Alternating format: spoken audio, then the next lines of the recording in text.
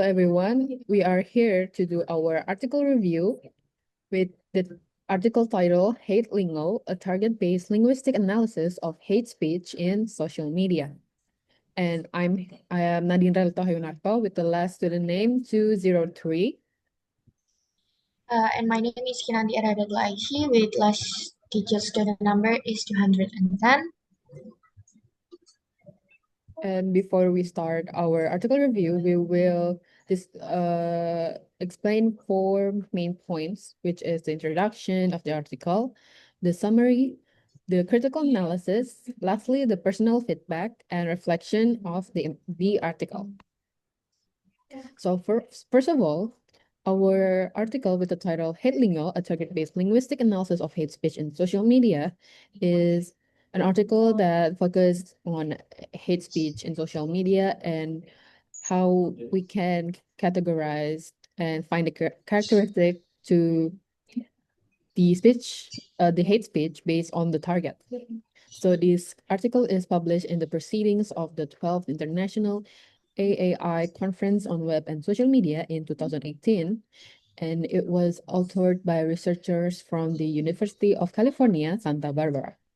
The authors distinguished between two primary forms of hate speech, which is directed and generalized, that will be explained further. And the researchers performed linguistic and psycholinguistic analysis on these two types of hate speech and identified distinct markers for each. The next one is article summary. The article Hate Lingo, a target-based linguistic analysis of hate speech in social media, examine how hate speech on social media happen and differs depending on its target. Hate speech on social media divide into two main types that have distinct linguistic and psychological characters. Uh, the direct The directed hate speech is aimed to a specific individual, and the generalized hate speech that aim to a group sharing a common identity. This research also highlights to improving hate speech detection system, shaping social media policies, also improving understanding social and legal implications on social media. And we will move to the critical analysis of the article. Okay, first let's look at the research objectives. This study aimed to analyze hate speech based on its target, the individual or group. Uh, Also to identify linguistic and psycholinguistic difference between direct and generalized hate speech. And this research is to improve the understanding for better detections of hate speech and policy for policy making for hate speech. And the next one is methodology. This article used three main methods. The first one is data collections from Twitter. Uh, this is using several approaches like K-praise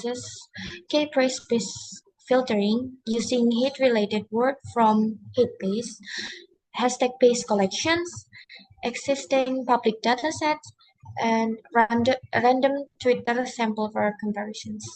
The second method is data filtering and validations.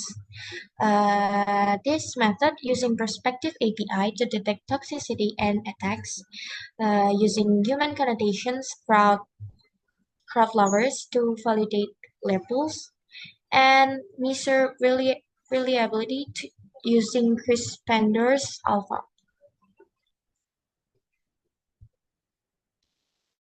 And the third method is analysis method. There are four methods. The first one is lexical analysis using SAGA model to identify important words in each hate category, compare vocabulary pattern across types. The second one is name entity recognitions using TINER to identify entities like people, religion, and etc. Found directed hate mentions more individual. And the third one is psycholinguistic analysis. use linguistic inquiry and word count that measure emotions, tone, anger, and pronunciations, etc. And the last one is semantic analysis. Use semaphore and FrameNet, and also analyze deeper meaning structures. Okay, we will next move to the key findings of the article. So in this article, the researchers reveal that the distinguished characteristic of directed hate speech and generalized hate speech. Uh, for the first one is directed hate speech. They find that directed hate speech are more personal and it's frequently used second person pronouns like you, your, names, or words that suggest the hate speech is directed to one singular target. And for generalized hate speech, uh, it is group-based and meaning it is usually directed to a certain ethnic or religious group. It's dominated by quantity words such as millions. And they also use little words like kill, murder, and many more. The next one is reflection of the article. So in this research, they suggest that moderation tools must be more nuanced because both generalized and targeted hate speech has different characteristics. Moderation tools need to have a high understanding of this characteristic to achieve a safer online environment. So before we close our article review today, we would like to add our personal feedback and reflection. And from me, in my opinion, this article is very insightful and interesting because now I can understand how to differentiate hate speech in social media using many linguistic tools such as lexical, semantics, and psycholinguistics. And I think this is also a very important research because it will further push a safer and uh, more safe and social media environment. How about Kinan? What do you think?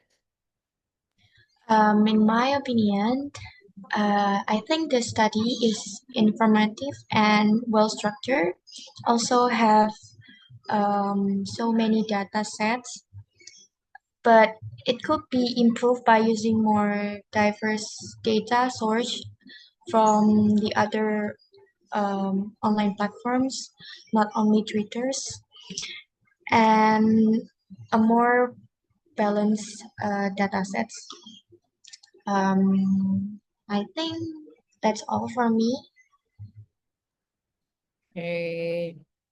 I think that's all from our article review today. Thank you for listening.